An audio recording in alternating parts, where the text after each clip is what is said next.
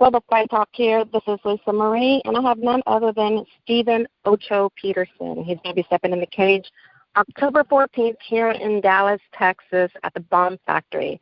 He's undefeated Mark Delarosa. This is going to be for the 135 title belt. So let's go ahead and bring Stephen in. Stephen, what's going on? Not much. Just, grinding. Just training hard. Yeah. Well, listen, you got this huge fight that's coming up. You're going to be defending your title against an undefeated fighter, Mark Delarosa. He's young and up and coming. You know, you're a veteran. You know, you have close to 20 fights as a pro, and he's 7-0. And, you know, I interviewed him earlier this week, and we kind of talked about what his advantages are and disadvantages, and he said he really didn't have any. Other than his only advantage, his advantage is that he's young, he's faster, and he has a lot of stamina, cardio. What do you say to someone who's young and hungry, and for someone like you who's been in the game for quite some time now? What advantage would you have over someone like Mark? I'm just a veteran, and I'm still hungry. You know, I haven't achieved all the goals that I've set out to achieve, and I'm still working towards them. I plan on being in the UFC next year or late this year, and I'm still hungry. So, that's my advantage is I'm still hungry, and I'm veteran savvy. Anywhere the fight goes, right, I'm comfortable, and I'll be able to handle anything he brings to the table. Right. Have you done anything differently for this fight, Cam? Because I know you have to train different for each opponent. Everyone's different. Or do you just continue to do you and just, progress during your training camps? Is there anything that you've done differently that you thought you had to step up your game? Just more training. Each camp, I train more in certain areas, and this fight I expect to be a real high-paced fight, so I'm doing a lot of high-paced training, and, regardless if it ends in the first round or if it goes all 5 rounds, I'll be able to keep up that pace for the duration of the fight. You know, we every fighter who's a true, who makes this out as their career, there's fighters out there who just fight and just want to do it, and then there are fighters that this is my career and this is what I want to do for not the rest of my life, because you obviously can't fight for the rest of your life, but as long as you can fight. And the ultimate goal is to get into the UFC. Now, I heard that, Dana White might be there on October 14th. And Mick, he just sold his company. And but I don't think the name change and everything else is not going to happen to the end of the year or whatnot. So does that make you nervous, the fact that Dana White might be there, because that's your ultimate goal, is to get in the UFC? Do you feel like there's pressure that you have to keep the belt, you're trying to defend the title, and Dana White is there, and he might be looking at you guys for your fight and just might, get you into the UFC? Yeah, definitely. I expect him to be watching, whether he's there or not. But I perform really well under pressure. I think Dana White being there is going to do nothing but motivate me to put out my best performance. And yeah, I mean, the audience is everything. Who's watching, and the more people that are watching, the better, because I'm here to do what I do and inspire people and, just show what I'm capable of. I've been watching you fight for quite some time now, and I can't say I saw you, watch and didn't see you at the beginning of your career. But I also noticed that each fight you progress, you get better and better, and that's what you're supposed to do as a fighter. You always want to progress. You don't ever want to be complacent, just be the same.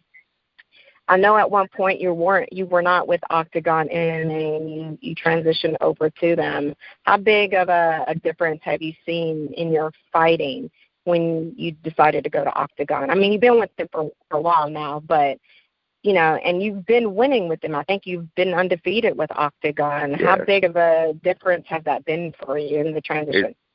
It's really just a world of difference from the training background I come from. I'm used to separating my martial arts training, my stand-up, my ground game, and then trying to put them all together when I'm fighting. Now I train with other professional mixed martial artists that do this full time like myself, and it's evolved my whole game because I get to train with these guys that are proficient in the stand-up and on the ground. So nowhere in the fight are they uncomfortable. So if I take them down, they still, know what they're doing on the ground, and these guys are on the same level as I am. So we're just growing and using each other to sharpen our skills.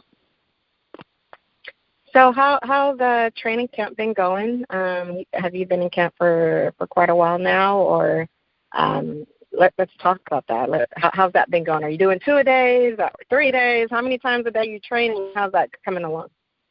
Yeah, I'm in the gym pretty much all day. I go train in the mornings and then come back, make some food, rest a little bit, and then go off, teach a couple classes at night, and then do my nighttime training sessions. And I've been going hard for about 4 weeks now. Got about 3 more weeks till the fight, so it'll be about an 8-week camp. And I'm feeling great, feeling better than I normally feel in other training camps. I've been a little bit smarter about, trying to avoid breaking myself down and getting overrun with injuries. Right. So, there's a such thing as training too much, and your body can break down, like you said. And it seems like when you're in fight camp, you have to slow down more than you would if you weren't in fighting, because you're constantly going hard and you're training longer hours and probably 2-3 times a day, or whatnot. Do you ever take breaks within your training camp, like, okay, I need to slow down because I have an injury, or instead of training 7 days or 6 days a week, you're training 5 days a week? How does that work for you? How's the day in Steven Peterson's day when it comes to training camp? Yeah, I try to be in the gym 7 days a week, but the intensity varies based off how my body's responding to the training. If I'm banged up, I might take it a little lighter, do more drilling, or, if I'm feeling great, then I'll go in there and do a bunch of rounds. I just take it day by day, and I know that on fight night I'll show up primed and ready to perform. Awesome. Now, this has nothing to do with, well, it does have something to do with fighting, but if you were to mold yourself into someone, it doesn't have to be a particular person, but who would you like to be as far as your striking goes, your ground game goes, boxing? If you could say, you know what, if I could have his type of hand and his type of grappling and make Steven Peterson. I mean, of course you want to be who you are, but we all have someone that we all, someone has inspired us in fighting. Who would you like to be in mold Steven Peterson in? I've always watched Anthony Pettis has been one of my favorites, and Dominic Cruz. I enjoy watching both of their styles very much, and I've tried to mimic certain parts of their game and, put them into my game. But like you said, nobody can do what I do as well as I can do it. Nobody can be me. So I take these tools that certain other fighters use, and I might implement them into my game plan. But the overall product is just a hybrid of myself and a constantly growing process. Well, I know that this is going to be a very good fight and a very tough fight. You are known to be in wars, Steven, and you're one tough guy. Whether it goes to the ground, standing, or whatever, you're very well-rounded. And I know Mark Delarosa is very well-rounded just as well. This is going to be a high, intense pace.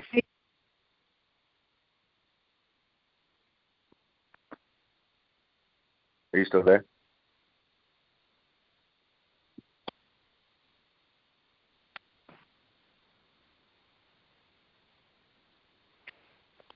Lisa, I think we got cut off. I'm not sure. I can't hear you.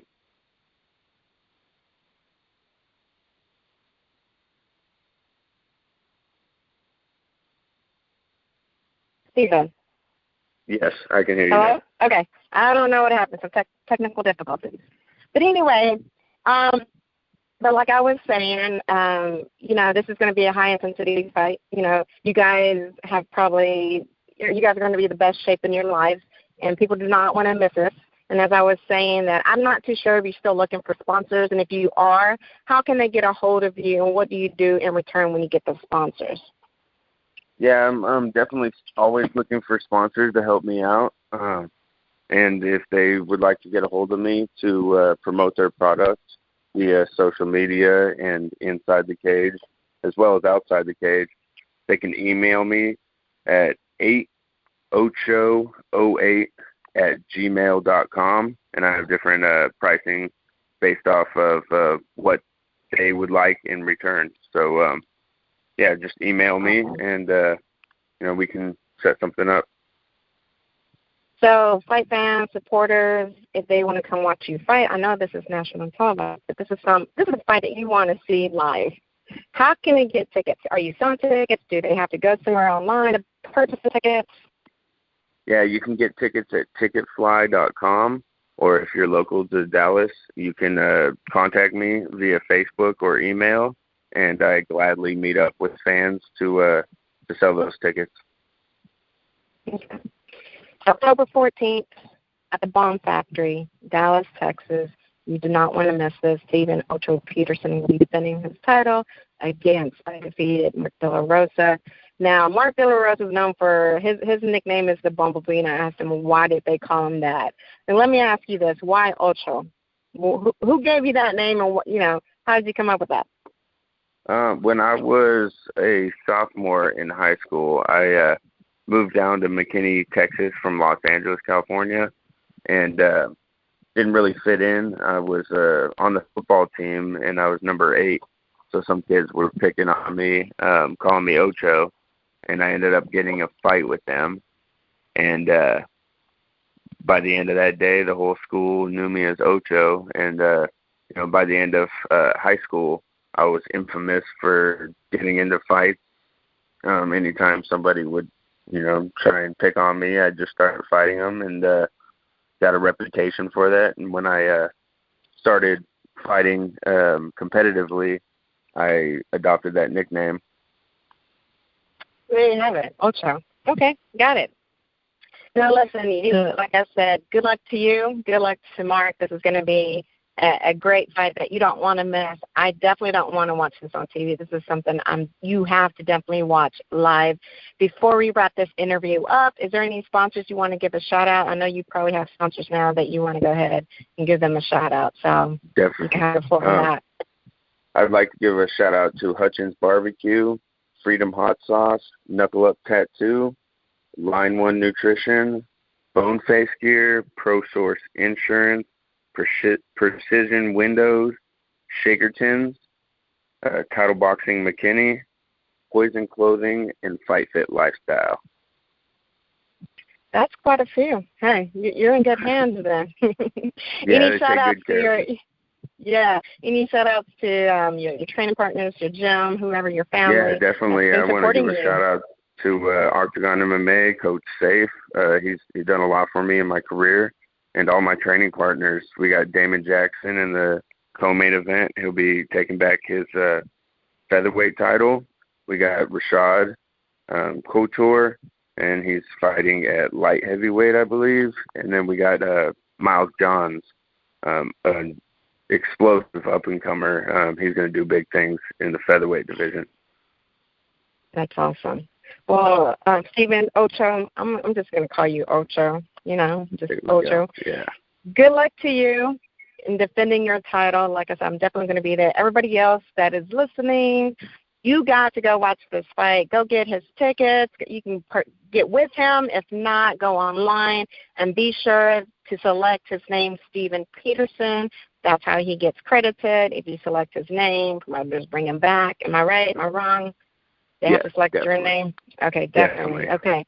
You can find him on social media, on Facebook as Stephen Peterson. You have Instagram and Twitter as well? Yes, Instagram and Twitter at 8ocho08. There you have it. Well, good luck to you. I will see you October 14th, Stephen. All right, Lisa, I appreciate your time. Thank you. Bye. All righty, bye.